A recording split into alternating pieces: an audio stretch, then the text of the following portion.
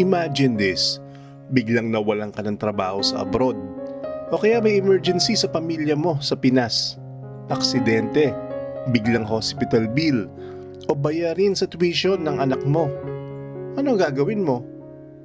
Maraming OFWs ang nakakaramdam ng panik sa ganitong sitwasyon. Kahit ilang taon na silang nagtatrabaho sa abroad.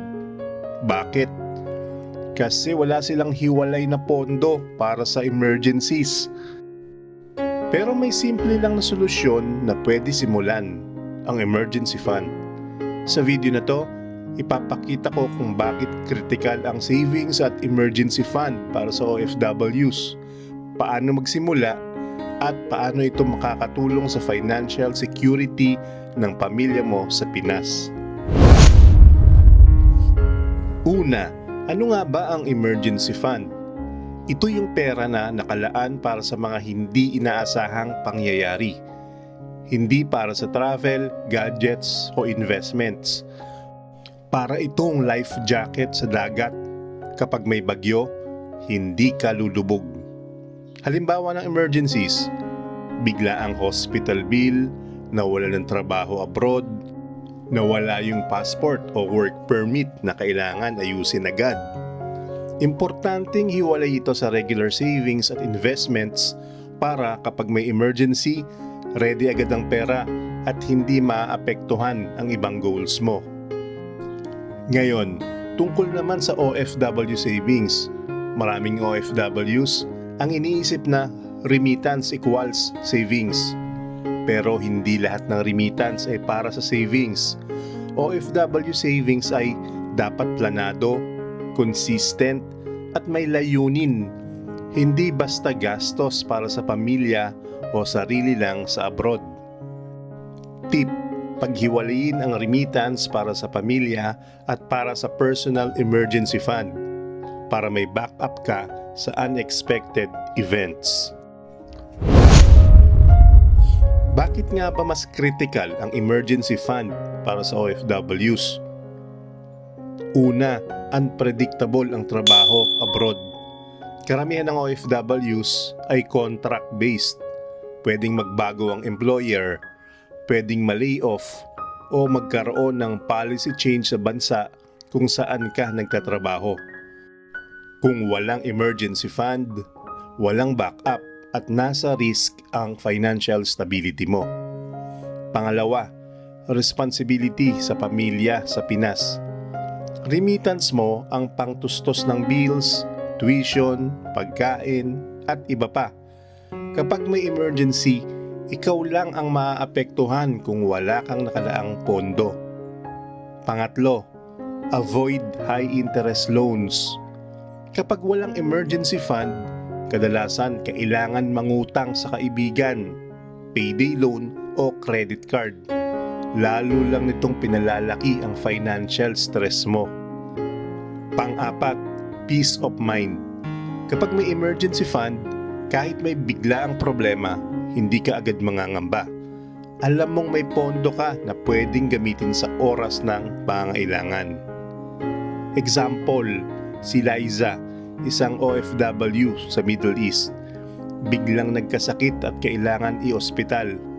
Wala siyang emergency fund, kaya kinailangan humingi ng pera sa pamilya at mangutang sa kaibigan. Stressful at nakaka-pressure. Kung may emergency fund siya, maiiwasan ang lahat ng iyon at mabilis na maayos ang problema. Sa simpleng salita, ang emergency fund ay hindi lang pera. Ito ay peace of mind at proteksyon para sa pamilya mo. Ngayon, paano magsimula ng emergency fund kung busy ka at may family responsibilities? Heto ang step by step. Una, tukuyin mo ang monthly expenses mo. Kasama dito yung bills, tuition, groceries, at remittance. Kapag alam mo na ang eksaktong gastos mo bawat buwan, mas madali kang makakagawa ng target.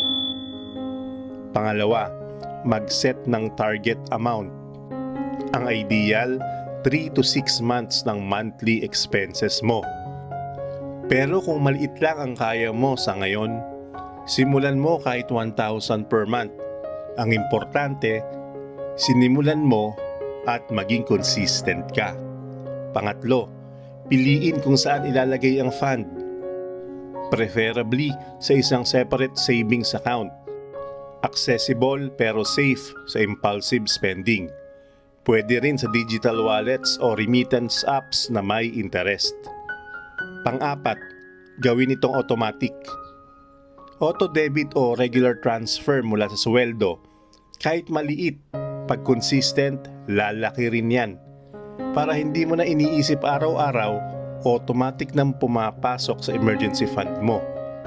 Tip: think of it as a self-remittance. Ikaw ang magpapadala sa sarili mo para sa future emergencies.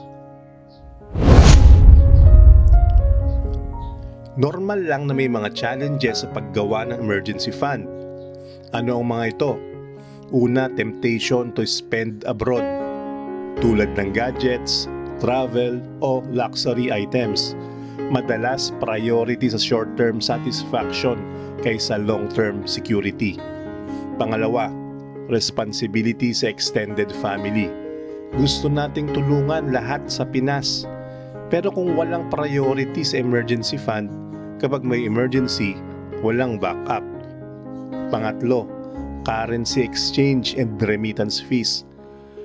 Bawas sa pera tuwing magpapadala, kaya dapat planado ang bawat remittance para hindi maubos sa fees. Pang-apat, limited financial guidance. Marami pa rin sa OFWs ang walang mentor o financial education. Mahirap magplano kung walang guide. Ang solution, mag-set ng realistic goals at simulan kahit maliit. Gamitin mga budgeting apps o envelope system para planado ang spending. Humanap ng financial mentor o community support para ma-motivate.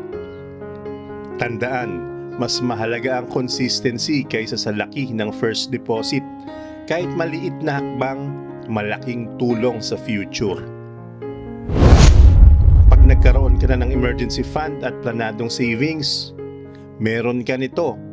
Una, peace of mind. Alam mong may pondo ka sa anumang emergency. Pangalawa, career flexibility abroad. Kaya mong mag-take ng better opportunities o risk-free contract decisions. Pangatlo, family protection.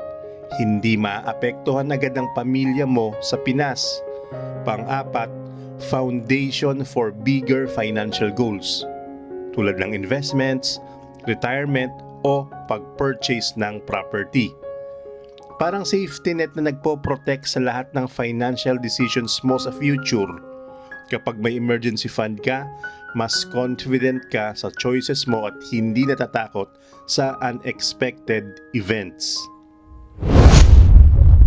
Recap: emergency fund at planadong OFW savings equals hindi luxury kundi necessity ng bawat OFW. Parang life jacket sa dagat. Hindi mo alam kung kailan ka kailanganin. Pero kapag may dala ka, handa ka sa anumang bagyo. Kaya starting today, kahit maliit, bawat piso na ilalagay mo ngayon, malaking tulong sa future. Tanong ko sa inyo, ilang buwan ang expenses na kaya mong iset aside ngayon para sa emergency fund mo? I-comment nyo sa baba at i-share din ang tips o struggles nyo. Marami pang OFWs ang makaka-relate at matutulungan nyo sa advice nyo. Huwag kalimutan, ang pagkakaroon ng emergency fund at savings plan ay unang hakbang sa financial freedom at peace of mind para sa pamilya mo.